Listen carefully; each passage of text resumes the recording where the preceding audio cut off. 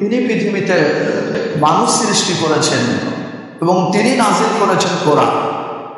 তিনি সৃষ্টি করলেন মানুষ আর তিনি নাজিল করলেন কোরআন। তার মধ্যে হিকমত হলো, রহস্য হলো পৃথিবীর মানুষ কিভাবে চলবে, কিভাবে খাবে, তার পরিপূর্ণ সমস্যার সমাধান করে তিনি কোরআন নাজিল করেছেন। এই জন্য একটা মানুষ যদি চিন্তা চেতনা করে যে পৃথিবীতে সবচেয়ে যে সমস্যা যেটা মনে হচ্ছে তার সমাধান নাই পৃথিবীতে, এই সমাধানও যদি কেউ কোরআন খুঁজতে যায় তাহলে দেখবে কোরআনে খুব সুন্দরভাবে বিস্তারিতভাবে কোরআনে করা আছে। তবে দুঃখজনক হলো সত্য, কোরআন বুঝবে কিভাবে, কোরআন পড়তেই অনেকেই জানে না, যার ফলে ডানে বামে এনে ধরবে। অথচ সর্বপ্রথম যে কোরআনের আয়াত নাযিল হয়েছে সেটা হলো ইকরা বিসমি রাব্বিকাল্লাযী খালাক, পড়ো তোমার প্রভুর নামে যিনি তোমাকে সৃষ্টি করেছেন। আর তার বহুদিন পরে নাযিল হয়েছে আফালা ইয়াতাযাক্কারুনাল কোরআন আফালা ইয়াতাদাব্বারুনাল কোরআন। তারা কি কোরআন গবেষণা করবে না? কোরআন নিয়ে কি তারা চিন্তা চেতনা করবে না? তো কোরআন নিয়ে গবেষণা করার পর বহু দূরে মানুষ, বাংলাদেশের অধিকাংশ মানুষ কোরআন পড়তে চায় না। যদিও আজ থেকে 10 বছর আগের মানুষ এবং বর্তমান মানুষের মধ্যে অনেক পার্থক্য হয়েছে। এখন কিছুটা হলো মানুষেরা চায় যে কোরআন পড়তে হবে, হাদিস বুঝতে হবে। অথচ মানুষ জানে না, বোঝে না যে আপনি যে আব্দুল সালাম আদায় করতে এসেছেন, এই সালাম যে আদায় করছেন রুকু জানেন না, সাজদা জানেন না। অনেকেই দেখলাম লক্ষ্য করে যে সালাত পড়ছেন, আগে হাত উঠাচ্ছেন, আগে হাত হাঁকাতে চান না, আর বহু বিষয় দেখলাম। কিন্তু এগুলো একদিনের খুতবাতে চেঞ্জ হবে না, পরিবর্তন হবে না। এগুলি নিজে আপনাকে কেতাবাদি করে করে আপনাকে সংশোধন থেকে নিয়ে আসতে হবে, কিন্তু আনতে হবে। আল্লাহ রাসূল সাল্লাল্লাহু আলাইহি ওয়াসাল্লাম এনার বয়স যখন 52 বছর, তখন ফরজ হলো সালাত, যেটা আপনি আদায় করছেন। রাসূল সাল্লাল্লাহু আলাইহি ওয়াসাল্লামের বয়স যখন 53 বছর, তখন ফরজ হলো সিয়াম, যেটা বছরে একবার ফরজ, একবার আদায় করতে হবে। রাসূল সাল্লাল্লাহু আলাইহি সাল্লামের বয়স যখন 62 বছর সত্যি, তখন ফরজ হলো ওয়াজিব জাকাত। তাহলে 52তে ফরজ হলো সালাত, 53তে ফরজ হলো সিয়াম, আর 62তে ফরজ হলো ওয়াজিব জাকাত। সালাতও আপনি পড়ছেন, জাকাতও আপনি দিচ্ছেন, হজও আপনি করছেন, সিয়ামও একবার বছরে রাখছেন।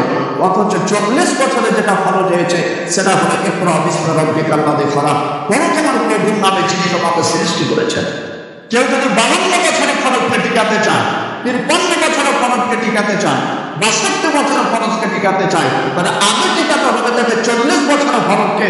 তারা যদি 40 বছরের ফরজ না টিকে তাহলে তার 52 বছরের ফরজ টিকবে না, 53 বছরের ফরজ টিকবে না, 62 বছরের ফরজ টিকবে না। তার মানে ফাতিহা জানেন না, রুকু জানেন না, সিজদা জানেন না, আপনি শুধু সালাতে আদায় করতেন, আমলনামাতে সব শূন্য লেখা হচ্ছে, কোনো নেকি হচ্ছে না। আপনি বাড়িতে তাফসীর খুলে দেখেন সূরা গাশিয়া, আল্লাহ তাআলা বলছেন আমিনাতুন নাসিবা তাসলা নারান হামিয়া। মানুষ আমল করতে করতে ক্লান্ত হয়ে যাবে, তারপরে আমলের খাতায় শূন্য পাবে। 60 বছর সালাত করেছে, তারপরে সালাতের নেকি লেখা নাই। কেন সালাত হয়নি? তাই আল্লাহ তাআলা নেকি লেখেননি, ফেরেশতা নেকি লেখেননি। এই জন্য ইমাম বুখারী সহিহ বুখারীর মধ্যে একটি অধ্যায় নিয়ে এসেছেন, বাবুল ইলমি ক্বাবলাল কওল ওয়াল আমাল, বক্তব্য দেওয়া এবং আমল করার আগে এলেম অন্বেষণ করতে হবে। কতটুকু এলেম জানা ফরজ? যতটুকু জানলে সালাত আদায় করতে পারবেন, সিয়াম পালন করতে পারবেন, হজ করতে পারবেন, এতটুকু জানা সকলের উপর ফরজ। আলেম হলে বুখারী পড়াতে হবে, মুসলিম পড়াতে হবে, তাফসীর পড়াতে হবে, এটা সকলের উপর ফরজ নয়। যদি এক এলাকায় একটা ফতোয়া আলেম থাকে তো তার দ্বারা কি সারা দেশের ফতোয়া দিতে পারবে, অসুবিধা নেই। কিন্তু আপনি যতটুকু না জানলে নয়, এতটুকু আপনাকে জানা আবশ্যক। এই জন্য আল্লাহ রাসূল সাল্লাল্লাহু আলাইহি ওয়াসাল্লাম তিনি বলছেন, যে কয়দিন তুমি ফাতিহা জানো না, রুকু সাজদা দোয়া জানো না, এ কয়দিন তুমি লা ইলাহা ইল্লাল্লাহ দিয়ে সালাত করো। তার মানে আল্লাহু আকবার পড়ে পায়ে পায়ে পড়তে হয়, সানা যেটাকে বলে। তো আপনি জানেন না, আপনি বলুন লা ইলাহা ইল্লাল্লাহ, তারপরে ফাতিহা পড়তে হয় কিন্তু জানেন না, তাহলে পড়েন লা ইলাহা ইল্লাল্লাহ। রুকুতে, তাসাহুদে, দুরুদে, যেখানে যে দোয়া আছে আপনি জানেন না, তাহলে ওই জায়গাতে আপনাকে লা ইলাহা ইল্লাল্লাহ দিয়ে সালাত করতে বলছেন। আবু দাউদের সহিহ বা হাসান সনদের হাদিস। তাও আপনাকে শিক্ষা নিতে হবে। তাহলে আপনাকে কয়দিন লাগবে? 7 দিন, 10 দিন, 15 দিন, 1 মাস। কিন্তু আপনি যদি গাড়ি এড়িয়ে চলেন তাহলে শুধু কাজে হচ্ছে কিন্তু আসল কাজ হবে না। দেখুন কোরবানির সময় আসলে মানুষ পাগল হয়ে যায় কোরবানির পশু কেনার জন্য, কোরবানি দিবে, অথচ খোঁজ নিয়ে দেখা হলো 5 ওয়াক্ত সালাতের হাত ধরা, তার কোরবানি লেখে আমরা একটি উচিত পরিমাণ লিখলাম। যদিও সে তাহাজ্জুদ পড়ে, যদিও সে সুন্নাত পড়ে, যদিও সে জুমার সালাত পড়ে, যদিও সে জানাজার সালাত পড়ে, যদিও সে ঈদের সালাত পড়ে, 5 ওয়াক্ত সালাত না পড়লে তার কোনো আমল আল্লাহ তাআলা গ্রহণ করবে না। আপনি জুমাতে এসেছেন, আপনার আলাদা করেন, কিন্তু 5 ওয়াক্ত সালাত পড়েন না, কোরবানির পশু নিয়ে টানাটানি, ওই কোরবানি আল্লাহ তাআলা কবুল করবেন না।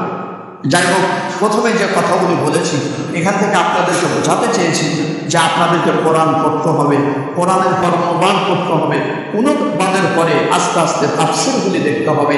আল্লাহ কবুল করুন, সকলে করি আল্লাহ পাবে। আমি বিষয় করবে কথাটা বলা এই কারণে, আমার উদ্দেশ্য এটাই যে যদি আপনি নিজে পড়েন তাহলে অন্যের বিরোধিতা করবেন না। যে আয়াত দিয়ে সালাত আপনি আদায় করছেন, এই আয়াত যদি অনুবাদ করা যায়, ব্যাখ্যা বিশ্লেষণ করা যায়, তাহলে মানুষের আপনি রাগ করেন, অথচ ওই আয়াত দিয়েই সালাত করবে।